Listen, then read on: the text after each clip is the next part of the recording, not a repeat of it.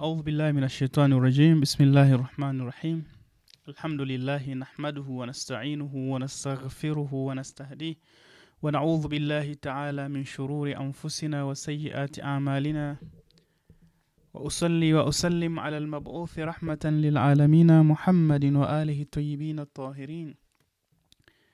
Katika vitu vinavyombolea mwanadamu a'mal au matendo yake mema ya kila siku ambayo Mwenyezi Mungu Subhanahu wa Ta'ala amemfaradhishia ni mwanadamu kukosa khushu'i katika ibada zake. Khushu'i ni jambo la kumuogopa Allah Subhanahu wa Ta'ala na ni daraja miongoni mwa darajat ambazo mwanadamu anatakikana azifikie katika uchaji Mungu wake. Al-khushu' mwanadamu au mja anapoikosa katika swala, kwa hakika anaipoteza thamani au anaishusha thamani ile ibada yake ya kila siku ambayo anaifanya.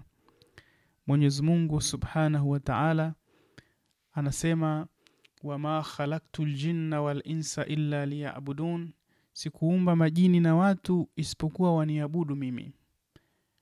Lakini ghaya au lengo la Mwenyezi Mungu Subhanahu wa Ta'ala kumuumba mwanadamu, watu wengi wanafahamu ya kwamba ghayatul insan fi hadha alalam, lengo la mwanadamu katika ulimwengu huu ni kufanya ibada. La, naam, tabaan, Mwenyezi Mungu anasema wama khalaqtul jinna wal insa illa liya'budun, sikuumba majini na watu isipokuwa waniabudu. Ndio. Lakini katika aya nyingine Mwenyezi Mungu Subhanahu wa Ta'ala anasema hivi, wa'bud rabbaka hatta ya'tiyaka al-yaqin, muabudu Mola wako mpaka upate yaqin. Kwa hivyo kumbe Mwenyezi Mungu Subhanahu wa Ta'ala kuna lengo lingine au kuna goal nyingine ambayo Mwenyezi Mungu Subhanahu wa Ta'ala anahitajia kwa mwanadamu. Mungu hahitaji kwa mwanadamu ibada bas, la. Kwa sababu gani? Ibada ni kitu ambacho mtu anaweza kukifanya kwa mazoea lau hana yakini. Kama hauna yakini, ibada yako inakuwa ni mutawassit, ni kitu cha kawaida. Kwa hivyo kufanya ibada ni ngazi ya kawaida. Ndio maana tukisoma riwaya nyingi za mitume, riwaya nyingi za salafi saleh, watu wema waliopita, tunapata ya kwamba wanatufundisha ibada sio ibada tu. Ibada lazima iwe na khushu'i, ibada lazima iwe na utulivu. Ndio maana katika riwaya nyingine Mtume anasema unaweza ukamuona mtu anafunga sana saumu, Alhamis haimpiti anafunga, Jumatatu haimpiti anafunga, akisikia tu hayya ala sala anakurupuka, anakuwa busy, anaenda kuswali. Lakini mtu huyo ambaye anafanya hizi ibadati za faradh, ibada nyingi ambazo ni vizuri mwanadamu kuzifanya kwa wakati, baadaye unamkuta katika vigenge au katika magrupu ya WhatsApp, magrupu ya kawaida, kazi yake ni moja. Anasema fulani amesema, fulani amefanya hivi, fulani amepanda, fulani ameshuka. Kazi yake ni kutoa aibu watu kila wakati. Ni kama vile sawa wanaofanya ibada zake kila wakati, lakini kipaumbele chake kikubwa ni kuwatoa watu aibu. Huyo mtu amekosa khushu'i, hana ile wara. Alwara ni junna au ni wiqaya, ni kitu ambacho kinamtia aibu mtu katika moyo wake. Anasema mimi nafunga kila siku Alhamis, lakini kwa nini naenda kwa waganga? Mimi nafunga si kila siku ya Jumatatu, lakini kwa nini nimekuwa namba moja, mimi ni kinara wa kusengenya? Anakuwa na kitu kinamkera, kwa nini nafanya hivyo? Ni kinyume chake. Mtu anafunga Alhamis, anamuomba Mwenyezi Mungu, lakini anamweka Mwenyezi Mungu ni pati ya pili. Kwa nini nimemuomba Mwenyezi Mungu jambo fulani aliendi? Kwa nini nimemwambia Mwenyezi Mungu Subhanahu wa Ta'ala nina shida ya kitu hichi? Kwa nini Mwenyezi Mungu hajanijibu? Anapanda gari kutoka Arusha, Dar es Salaam, anamfuata mganga mmoja aliyopauka ndani mistuni ili afanye nini? Amtatulie lile jambo lake. Huyu mtu amekosa wara. La, unamuona anaswali katika wakati, anafunga mwezi wa Ramadhani, anatoa sadaka, anasaidia mayatima, lakini zile amali zake hazijampa au hazijamfikisha katika daraja ya yaqeen, hazijampa uthubutu wa kusema chochote ambacho kinatokea kinatoka kwa Mwenyezi Mungu Subhanahu wa Ta'ala. Kwa hivyo huyo mtu anaitwa ni abidun, mcha Mungu au mchaji Mungu wa kawaida katika daraja ya katikati. lakini hajafikia daraja ya juu ambayo Mwenyezi Mungu anasema wa'bud fi'lul amri, ni jambo la kuamrisha ili muabudu Mola wako mpaka upate yaqeen. Kwa hivyo Mungu anasema nitakuwa utumie muda wako mwingi, uumie, utaabike, ufanye kila aina kuilea roho yako. Roho yako ijae mapenzi ya Mwenyezi Mungu Subhanahu wa Ta'ala. Roho yako ikite katika hubu yale mapenzi ya dhati kabisa ya kumfikia Mwenyezi Mungu Subhanahu wa Ta'ala. Na tunajifunza katika wale watu wema waliopita, na hakika hamna watu wema waliopita ambao tunatakikana tujifunze kwao kama maswahaba.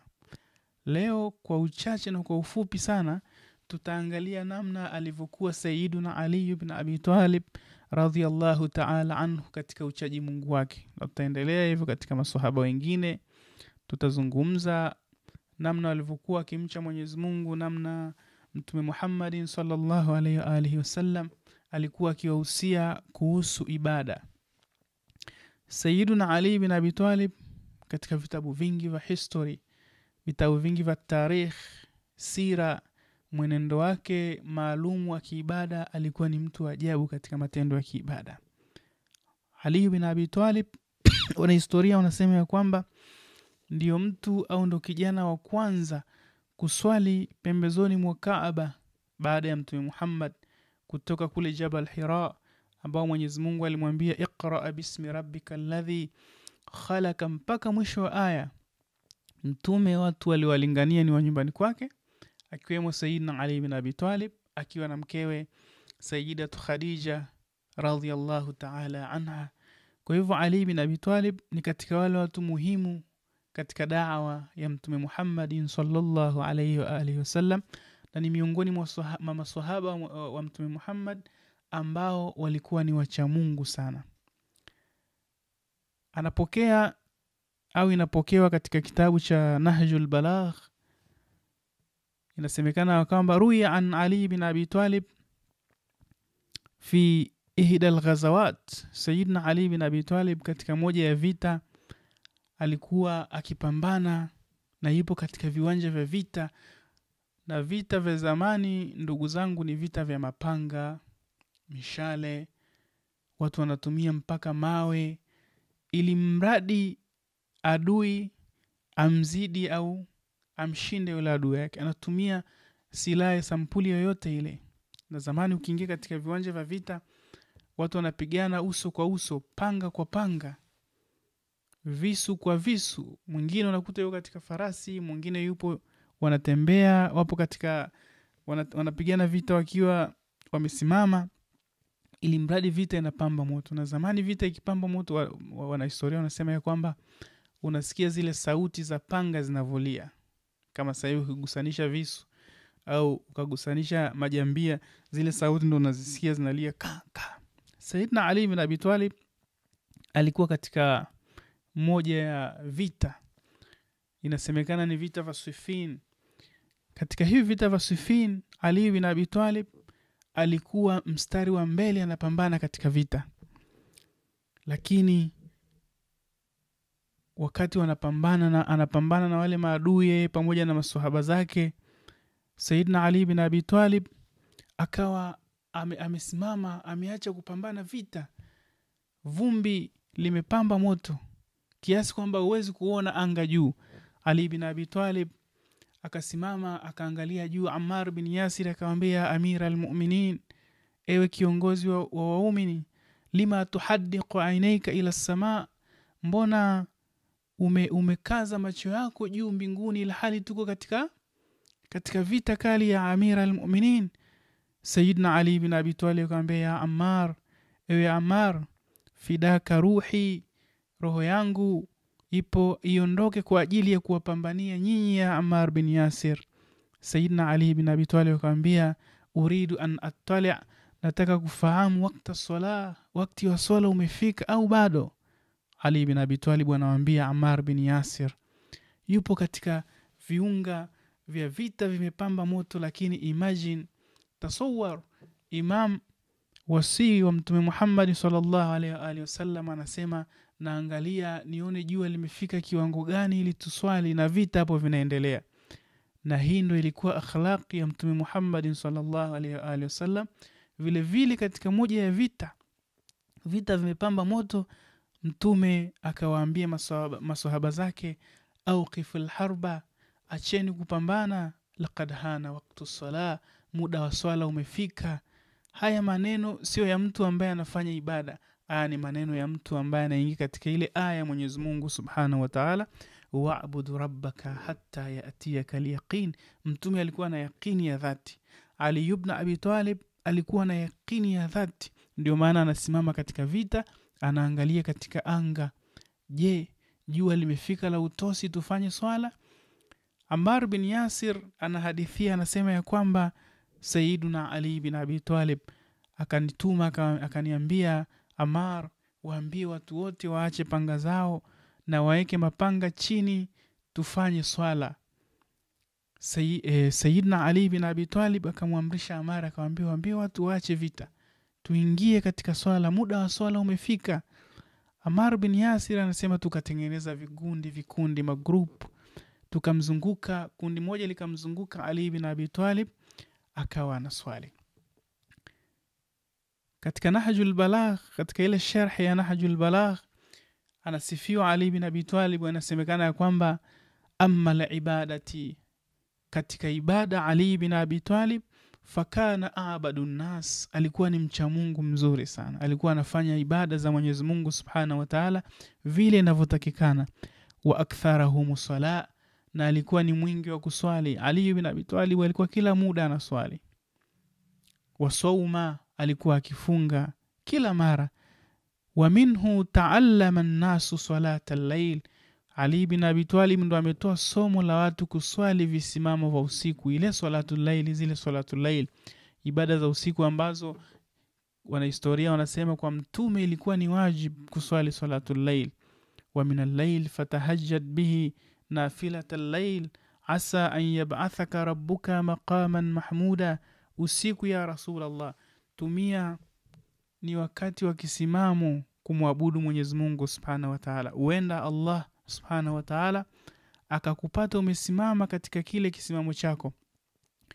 Vile vile Ali bin Abi Talib alikuwa wa mulazamatil awrad, alikuwa kila mara anafanya awrad, kila mara astaghfirullah rabbi wa atubu ilaik, la ilaha illa Allah, subhanak, vile zile adhkari zote ambazo ni maarufu Sayyidina Ali bin Abi Talib alikuwa anazifanya. Kama nilivyosema mwanzo, unaweza ukawa na swali, unafanya ibada, lakini ni mwingi wa kusengenya watu, unaiharibu ile ibada yako. Ibada yako imekosa wara, imekosa uchaji Mungu. Vile vile alikuwa wa qiyami an-nafila, alikuwa akisimamisha sana swala za sunna. Akaendelea akasema, wa ma dhannuka birajulin yablugh min mahafadhatihi ala wirdihi, je, wewe unadhania ni mtu gani huyu ambaye alikuwa anachukua mswala wake katika vita, au anaomba mswala au sehemu ya kukaa, ayubsata lahu nat'un baina siffin, alikuwa anaekewa au anaomba atandikiwe mswala katika vita vya Siffin, fayusalli ala wirdihi, na alikuwa anaswali mwenyewe amesimama. Wasahama taqa baina yadayhi, ile hali mishale inapita usoni kwa Sayyidina Ali bin Abi Talib. Mtu alikuwa anaamrisha, Ali bin Abi Talib alikuwa anaamrisha, anawaambia maswahaba zake, nitandikieni mahala ni swali. Bwana huyu anamsifia Ali bin Abi Talib, anasema huyo mtu ambaye alikuwa anaomba atandikiwe mswala katikati ya vita, ile hali mishale mikuki inapita mbele ya uso wake. Watamurru ala simakhaihi yaminan wa shamala, kushoto panapita mishale, kulia panapita mishale. Fala yarta'a lidhalik, lakini hatikisiki moyo wake kuhusu jambo hilo. Wala yaqumu hatta yafragha min wadhifatihi, haondoki pale alipokuwa na swali mpaka amalize swala yake, tena kwa utulivu wa hali ya juu. Wama dhannuka birajulin kana jabhatahu kathafanat ba'ir, je, unadhania Ali bin Abi Talib alikuwa ni mtu kawaida? Paji lake la uso lilikuwa leusi kwa sababu ya kusujudu. Kwa sababu gani? Kwa sababu ya kumsujudia Mwenyezi Mungu Subhanahu wa Ta'ala. Kama vile magoti ya ngamia, ukimwangalia ngamia katika miguu yake ile anopigia magoti inakuwa meusi sana na migumu. Anasema wama dhannuka birajulin kana jabhatahu kathafanat alba'ir. Hebu mtizame Ali bin Abi Talib, paji lake la uso lilikuwa leusi kama goti la ngamia, lituli sujud, kwa sababu ya kumsujudia Mwenyezi Mungu Subhanahu wa Ta'ala. Akamalizia akasema waqad jarat umurun. Imam Ali anasema hivi, waqad jarat umurun, hakika tulipata mazito katika maisha yetu, sabarna fiha, lakini tulisubiri tukawa na subra, wa fi ayunina alqadha, na katika macho yetu tulikuwa hatuoni, kuna vitu vidogo vidogo vinatufanya tusione, tasliman li amri Allah Subhanahu wa Ta'ala, lakini ni kwa sababu tumejisalimisha kumtumikia Mwenyezi Mungu Subhanahu wa Ta'ala, fima mtahana bihi, kwa yale ambayo ametupa mtihani kwayo, rajaan wa thawaban lidhalik, tulikuwa tunataka thawab na malipo kutoka kwa Mwenyezi Mungu Subhanahu wa Ta'ala. Ali ibn Abi Talib hakika alikuwa ni mtu mwingi wa ibada. Mwanadamu au sisi waje wa kawaida ambao hatukufikia ile daraja, inatakikana tukimbizane, tufanye safari ya hali ya juu ili tufikie ule uchaji Mungu ambao Mwenyezi Mungu anautaka. Wa'budu rabbaka hatta ya'tiyakal yaqin, muabudu Mola wako mpaka upate yaqin ya dhati kabisa. Na tusiwe ni watu wa ibada za kawaida, la.